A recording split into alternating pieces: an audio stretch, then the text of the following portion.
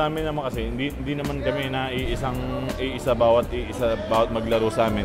Siyempre sa amin talaga team kami. Hindi naman katulad sa kanila, dalawa, tatlo, apat na nila naasahan sa kanila. Para siyempre, series to, hindi naman pwede agad na bigay agad todo eh, di ba?